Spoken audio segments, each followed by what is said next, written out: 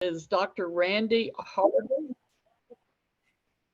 He is a distinguished Toastmaster. He was a 2004 world champion of public speaking. He has served as President's Distinguished Area and District Governor and Select Distinguished Lieutenant Governor of Education in District 7. Randy's been married to Shelley for 47 years. They have 4 children and 11 grandchildren. He holds a PhD from the University of Oregon, a Juris Doctorate from Concord Purdue Law School, a Master of Arts in Theology from Western Seminary, a Master of Science in Education from Eastern Oregon University, and a couple of bachelor's degrees in history, political science, and education. He's currently pursuing a theology's master's in apocalyptic literature. Randy's 8th grade social studies teacher was profoundly inaccurate when he wrote in Randy's permanent school record that Randy would become a drunk and a dropout in high school. Well, aren't we glad that he did not wind up in that category? Vocationally, Randy spent 33 years in public education as a teacher, an administrator, and human resources director. He has taught as an adjunct professor at the University of Oregon, Oregon State, and Lewis and Clark College. He's teaching human resources management, policy, ethics, and most recently coined Greek for sheep, whatever that is. He's the author of a novel co-authored with his fat dad, and he has written and produced numerous works on public speaking and leadership. For the last 15 years, he has been the owner of an employment law firm representing plaintiffs, professionals, and small businesses in Oregon and California. His speech today is Catch and Release. It's a look at humor and our most important messages. And Randy, how long will you be speaking? 15 minutes. 15 minutes. Do you want us to time you? If you like. Somebody probably should. I've been told as attorneys, we get paid by the word, so I tend to go long if I can. Okay, well, how does green at 13, yellow at 14, and red at 15 sound? And then there'll be a question and answer session after that. All right. Thank you very much. That will be just fine. Okay, all right. Well, the floor is yours. Well, amore. Welcome, everyone. I'm glad to be here. It's good to see Tom and Brian, 2 longtime acquaintances in Toastmasters. Tonight, I want to talk to you about catch and release. And you might be wondering, is that a fishing story or what is that? Well, I'm good at telling stories. Catch and release is a metaphor for a very important use of humor, which is often overlooked. Most people, when they talk about humor, is how to tell better jokes, maybe how to tell better stories. But an important component of humor is the ability to get across your most important message to an audience. And the way you do that is by using humor as the release while planting a good catch line or getting the audience's attention. So if you've done your homework, you've had a chance to look at my 2004 World Championship of Public Speaking, Lessons from Fat Dad. And in that, you will see a series of events of catch and release, where you tell a story, the audience begins to move into deep emotion and thoughtfulness. And we've all seen this in Toastmasters meetings where someone is trying to get the audience to feel deep emotion. So they're talking about their dog dying, their car being repossessed, their mother-in-law dying. Well, no, I guess that's a humorous story. Or they're talking about, some terrible tragedy that happened to them in their life, and the audience is going, "Oh, I feel so bad for them," right? And as Westerners, we tend to push back against speakers who try to make us feel deep emotion. In a lot of ways, we may even see it as offensive, that they're trying, brazenly to get us feel emotional, feel sorry, and feel connected in some way to their deep loss. What I want to talk to you about today is the power of humor to take a message deep into the psyche of a listening audience, to help them really absorb your message. Now, if you watch lessons from Fat Dad, you'll know that there were very tearful moments in that speech. I remember President Griner on the front row passing Kleenex back and forth between he and his wife as we went through lessons from Fat Dad. So I want to share my screen with you if I can. I think we can do that. So can you see this image that's on the screen here? Are you able to see the diagram? Yes. Yes. Coming through? Yes. So what you have here is two columns of phrases, and I'm going to go through this fairly quickly. You have copies. I saw Margie sent you a copy, and so you can make notes on your copy. On the left hand is a column of what are called speech strands. They were defined by a linguist named Martin Jost. They're used across all cultures, so they're good no matter what audience you're speaking to, what nationality, what cultural background. These strands of language exist in every language on the face of the planet. So let me tell you about them. And they are hierarchical. In other words, these strands are in sequence, and as speakers, we move through the strands up and down. And when we fracture the strands, it creates humor. And I'm going to demonstrate that to you in just a minute. So let me give you the definitions here. Frozen language is language that does not change. So it's like a Longfellow poem, the Pledge of Allegiance, verses from the Bible or the Quran or some other sacred book, the Constitution. It's language that does not change over time. Once it's created, once it's adopted, it doesn't change. And why frozen language is important is because frozen language is the language we most often appeal to when we're making an argument that we want to win. Mama said, or the law says in statute such and such, or Constitution Article 1, or the Bible says, or the Quran says. And when you appeal to frozen language, that settles the argument. Frozen language is the authority that's used. Now, frozen language exists in two contexts, civil and sacred. Civil and sacred. Sacred would be the religious texts that people rely on for their faith. The civil would be the constitutions, laws, poetry, those kinds of things. So when we think of a piece of frozen language, Lincoln's Gettysburg Address, 7 years ago. And we'll talk about that more in a minute. So then we downshift to the next level of language, which is a language called formal language. And it's the language we use when we're talking to people in authority. So for example, if you were talking to the Queen of England, or now the King of England, you would talk very formally, proper English, noun-verb agreement, complete sentences. You wouldn't use slang. You definitely wouldn't swear in front of the Queen or the King. And that's formal language. That's the language we use at our most important events, when we're standing in front of a judge, when we're getting involved in important conversations with people in authority. Then the middle language here is called consultative language, and that's the most common language that occurs in any culture. It's the language of conversation between individuals and groups of people. Consultative language is a joint conversation between two people where I say something, you nod in agreement, you shake your head, you might say, uh-huh, yeah, yeah. So we give signals that we've understood the communication. About 70% of language is consultative language. It's our common everyday processing.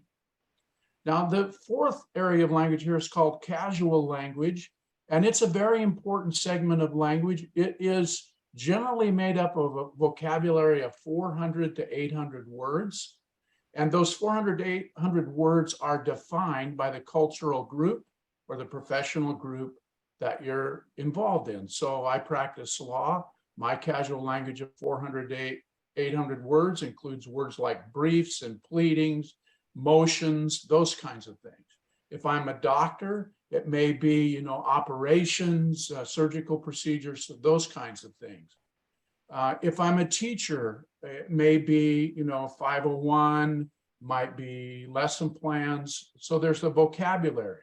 The importance of casual language is when you're using casual language in a group, that shares that language, it immediately identifies you as one of the group.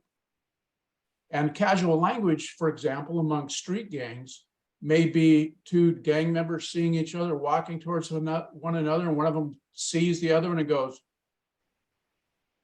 and the other gang member looks back and goes, that's a conversation. It just occurred. It's a casual language. And that casual language identifies what group you belong to. And when you're in Toastmasters, I remember when I first joined Toastmasters, they were talking about DTMs and ATM silvers and ATM golds and district governors. And I'm thinking, what planet did I land on? So that's casual language.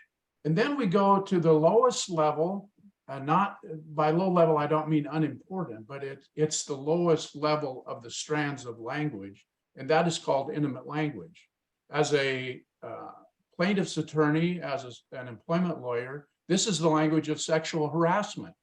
Because if you have a genuine amore conversation with someone that you don't have a right to have amore with, then they're going to do a lot more than give amore back. They're going to call a cop or an attorney, and they're going to sue you for your inappropriate sexual proclivities.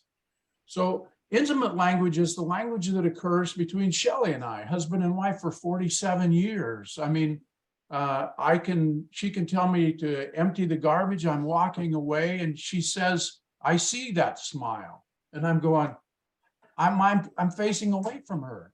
And I turn to her and I say, how did you see that smile? She said, your ears went up. So, you know, that intimate language is that close communication between siblings, twins, intimate partners, longtime friends. You know, for Brian, I could say to Brian, hey, Brian, how are your kidneys today? I noticed you're a little uncomfortable. Be okay with Brian. But if I said that to Charlotte, it'd probably be really offensive because I don't know Charlotte that well, right? She might give me a nervous giggle and she'd think, well, that's really inappropriate. Well, that's intimate language. And intimate language is what happens when speakers try to take an audience to that very personal level when they have yet to build a relationship with them. And hence, enter stage right, catch and release. How do you get an audience to be receptive to your very intimate conversation, your most important conversations? How do you draw them in to your casual language so that they identify with you, so that the message that you want to deliver goes to the depths of their heart and communicates with them? So if you've had an opportunity to watch my 7-minute and 29-second World Championship speech, which would have disqualified at 7:31, you will see in that speech a number of times where I took the audience slowly into emotional situation and then cut them loose, right? So for example, one of the sequences in the speech was me and my buddies were bragging about our adventures with women. But now, not being the shy type, joined right in, listened for a while, and then said, boys, real men love for a lifetime, not for a moment.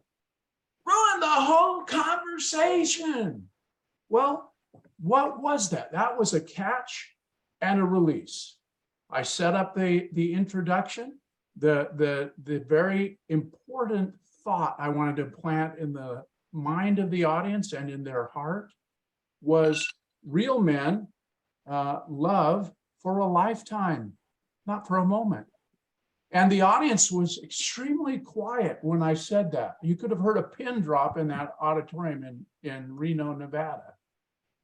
And then I released them from that deep emotional state by saying, run the whole conversation. And they laughed and they were released. And so then later on in the speech, I took them into a different scenario where I'd wrecked a car and Fat Dad put his arm around me and said, we can fix the car, or we can fix the fountain, or can't remember my own speech. But anyway, there was a sequence of 3 there, followed by, but I could never replace you. A moment of amore between a father and a son. And then while the audience is deep in thought on that little moment of amore, I said, Oh, right? Our fat dad said, the town will be laughing about this for weeks. The whole audience broke into laughter. Which, by the way, my speech in all 300 practice sessions was only 6 minutes and 35 seconds, but the laughter in the audience of that size extended it almost another minute. Something to think about. So let's talk for a minute about these strands of speech. So frozen language is very important. Audiences connect with it. So let me give you an example of humor using frozen language. Are you ready? 77 years ago, our fathers brought forth on this continent a new nation conceived in liberty. Ever since, the government's been taking liberty to screw every one of us. You see the process there? I had you going down the frozen language, and then I took you right down to casual language. I skipped several strands there to get to casual language, which is a fracture. So the way you get humor from these language strands is by fracturing them, breaking them. I'll give you another example. I was invited to have tea and crumpets with the Queen. Don't say that in Australia, because crumpets in Australia, they're really sick and twisted. That's their term for sex. I didn't find that out until I was giving a speech in front of an audience of 50 professional speakers in Australia.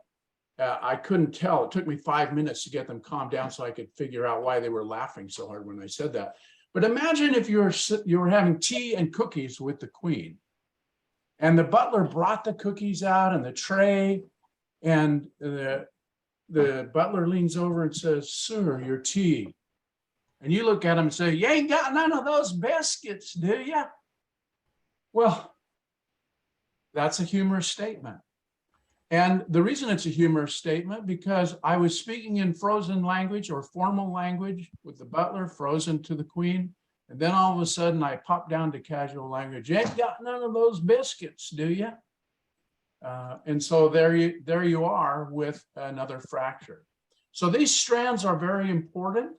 And if I had more time, I would talk to you about how you utilize those strands more appropriately by your speech pacing in terms of speaking more quickly, speaking more slowly, or accelerating, like, ruin the whole conversation. All right, so I want you to look over here on the right-hand side, and I'm going to go through these quickly, given that we're at a point of stopping almost. These are called the scream strategies, and they're important because every piece of frozen language is constructed generally from these 6 elements of speech: simile, contrast, rhyme, echo, alliteration, and metaphor. And when you look at the speech lessons from Frat Dad, you will notice 3 major points: real men love for a lifetime, not for a moment; metaphor and contrast. The Gettysburg Address, 77 years ago, our fathers brought forth on this continent a new nation conceived in liberty and dedicated to the proposition that all men are created equal. So you have metaphor, alliteration, rhyme. You have echo.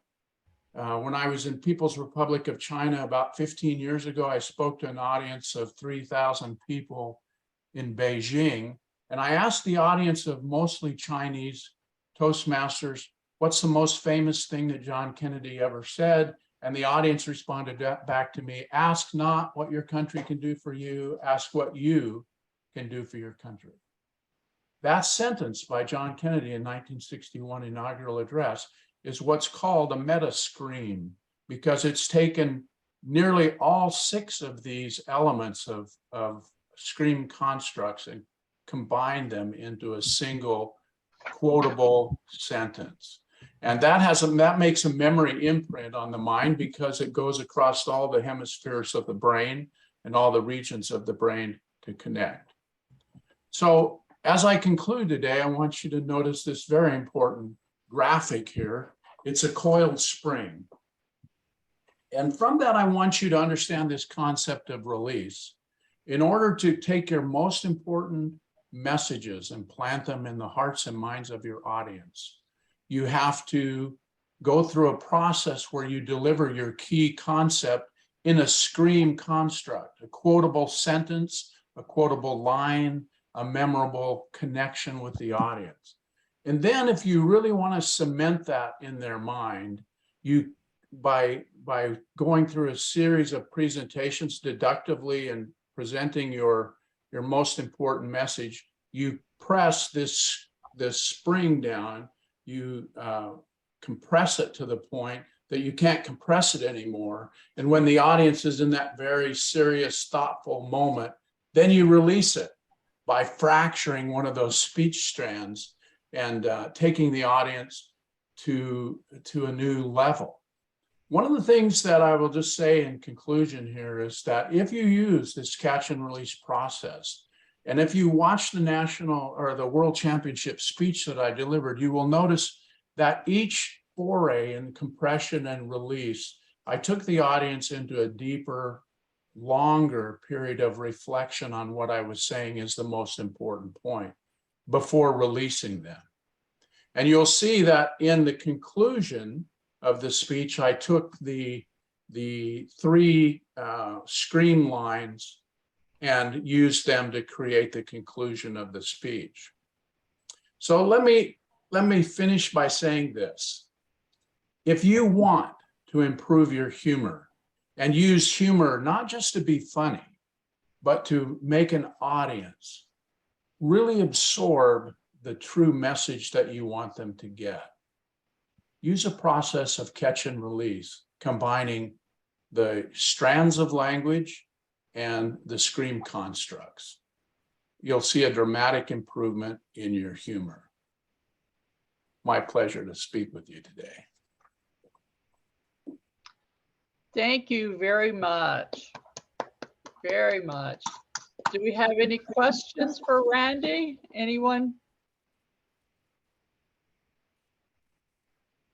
I just Carrie? want to request a quick clarification on one of the language strands. When you talked about casual language, you talk about it sort of defined by your profession, and then you mentioned games. So when you mean casual language, you mean language that would be used as part of a group that have like common interests or other things in common, like say science fiction fans or fiber artists or things of that nature, right? Correct. And actually your family probably has a casual language. For example, I used to bring friends to my house around dinner time and my dad would say, "Jeet ya." And my friends would look at me like, "What?" And I'd have to translate for my dad and say, "Did you eat yet? Jeet ya." That's casual language. And the response to that, by the way, when your dad says, "Jeet ya," you say, "Fixin' to." Oh, Randy, are you from Alabama? My family's from Oklahoma, and you'll notice as I start telling stories, I get a little bit of that Oklahoma accent. Can't help it, you know. Okay. Interestingly enough, my wife and I are both, our families go back 11 generations to Scotland. Her 11th great grandfather and my 11th great grandfather lived in the same town in Scotland in 1565. So someone said that might be inappropriate for us to be married. Sounds like there's enough levels in between that you don't have to worry too much about that. But what a coincidence. Yeah. Anybody else? No. Melanie? Where can we find more places where we can find examples of these things that we can incorporate, or examples of the catch and the release?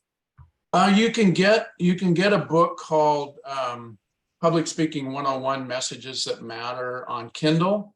And that's a book that I wrote that details these strands as well as the scream techniques and processes. You'll probably find it interesting too, because in that book, I do an analysis of Martin Luther King Jr.'s I Have a Dream the Gettysburg Address and Frederick Douglass's speech on the 4th of July. So. Okay, well, I think we probably need to move on at this point. Thank you very much, Randy, and we hope that you will continue with us if you have the time to do so. Please help me thank Randy for that wonderful information. My pleasure to be here today. I do have another meeting to go to, so I'll hang around for a few minutes, but then I'll be gone. Okay, thank you very much, Randy. Thank you, Randy. Okay.